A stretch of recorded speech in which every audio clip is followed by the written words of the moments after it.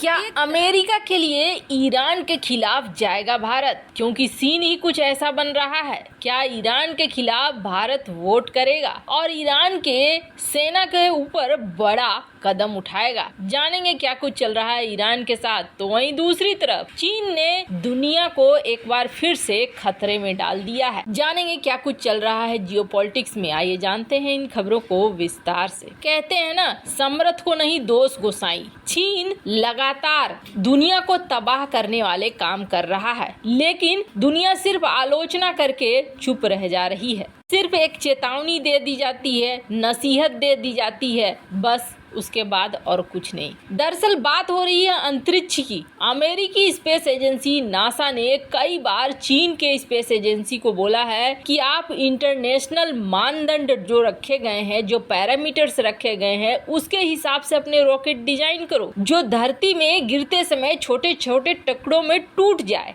जिससे किसी को कोई दिक्कत न हो। लेकिन चीन ने मानने से ही इनकार कर दिया। चीन ने ऐसे रॉकेट बनाए हैं जो जब गिरने लगते हैं तो उस पर चीन का कोई कंट्रोल नहीं रहता है। 2020 में इसी तरीके से सैटेलाइट के मलबे ने, रॉकेट के मलबे ने आइवरी कोस्ट पर कई संपत्तियों को नुकसान पहुंचाया था। और एक बार फिर चीन के एक स्पेस रॉकेट का अनियंत्रित मलबा धरती पर गिरने वाला है। चाइना मैन्ड स्पेस एजेंसी ने 31 अक्टूबर को तियांगोंग स्पेस स्टेशन का तीसरा और आखिरी मॉड्यूल लॉन्च किया था 5B लॉन्ग मार्च हैवी लिफ्ट रॉकेट के जरिए से। आपको बता दें कि स्पेस स्टेशन अंतरिक्ष में बना रहा है चीन, और इसी के लिए पार्ट पार्ट में अपनी चीजों को भेज रहा है। जिस तरीके से अमेरिकी स्पेस एजेंसी अपना एक स्थान बना चुकी है, वैसा ही बनाना चाह रहा है चाइना भी, और इसके लिए वो स्पेस स्टेशन बना रहा है।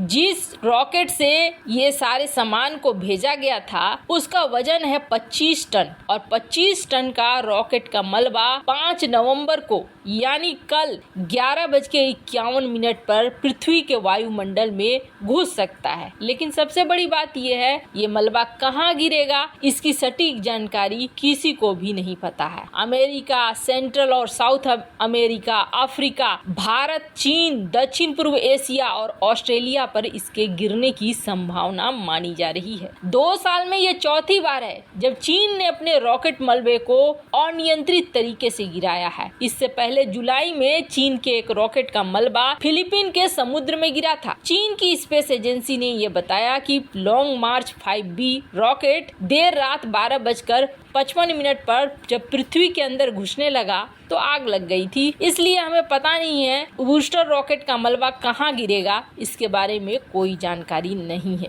अब ये मलबा कहीं गिरता है, 25 टन एक काफी बड़ा वजन है, तो कहाँ नुकसान पहुँचाएगा, कितना नुकसान पहुँचाएगा, कहना मुश्किल है। हर बार चीन ऐसा करता है, लेकिन चीन के ऊपर सिर्फ नसीहत और अलर्ट बोलकर छोड़ दिया जाता है, जबकि जरूरत ये होनी चाहिए कि चीन के ऊपर लगने चाहिए तगड़े वाले प्रतिबंध, ताकि चीन ऐसी हरकत करना बंद कर दे। वहीं दूसरी तरफ ईरान पे भारत की अब स्थिति धर्म संकट में फंसने वाली हो रही है। वैसे आपको बता दें, जब ईरान के ऊपर परमाणु हथियार बनाने के आरोप लगे और उसके बाद अमेरिका ने ईरान को प्रतिबंधित कर दिया, तो इस प्रतिबंध को भारत ने भी माना। भारत जबकि ईरान का अच्छे वाला दोस्त था और ईरान भारत के काफी नजदीक था, इसके बावजूद भारत ने ईरान से तेल की खरीद बंद कर दी। जैसे ही भारत ने ईरान से तेल की खरीद बंद कर दी, वैसे ही ईरान ने भी भारत से बासमती चावल वगैरह की खरीद को बंद कर दिया था। दोनों देशों के बीच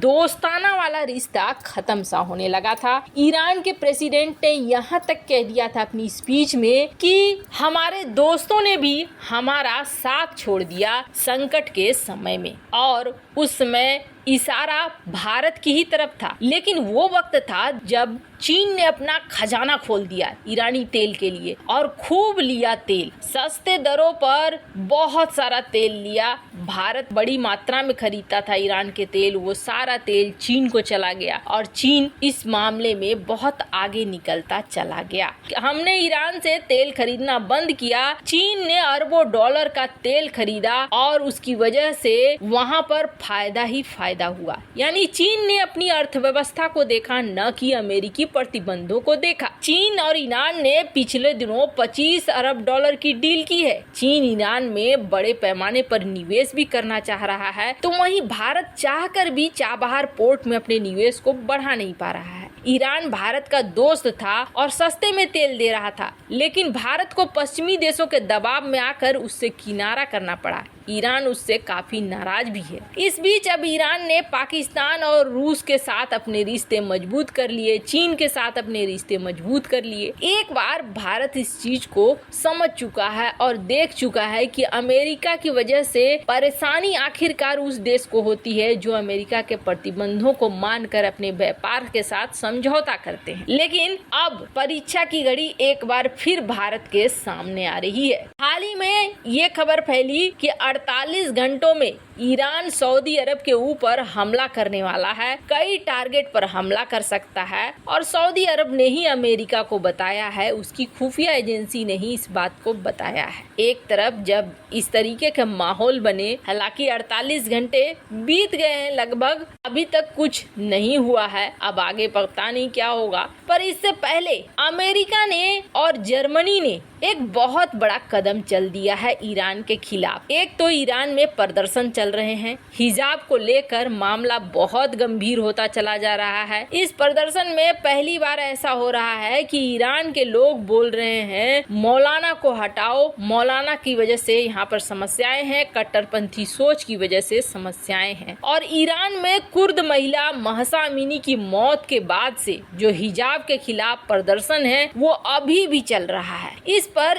उपराष्ट्रपति कमला हैरिस ने भी कड़ी प्रतिक्रिया दी थी और कई जगह से ईरान में हो रहे इस प्रदर्शन के खिलाफ जो सेना कर रही है उसको लेकर भी प्रतिक्रियाएं आई। अब अमेरिका ये कह रहा है कि संयुक्त राष्ट्र संघ का जो महिला निकाय है, सबसे पहले तो उससे बाहर कर देना चाहिए ईरान को, क्योंकि ईरान इस मामले में एकदम से फिट नहीं बैठता है। अब प्रॉब्लम ये हो गई है कि इसके साथ साथ जर्मनी अब एक प्रस्ताव ला रहा है और इस प्रस्ताव से भारत की मुश्किलें बढ़ सकती है। जर्मनी का कहना यह है कि मानव अधिकार परिषद के सदस्य के रूप में अब तक प्रदर्शनकारियों के खिलाफ जो ईरान एक्शन ले रहा है उस पर भारत ने कोई प्रतिक्रिया नहीं दी है। पर जर्मनी ने अब रिवॉल्यूशनरी गार्ड जो कि ईरान की सेना है उसको ही प्रतिबंधित करने की मांग रखी है। इस प्रस्ताव में अब देखना ये होगा कि 7 से 18 नवंबर को ये सत्र होने वाला है और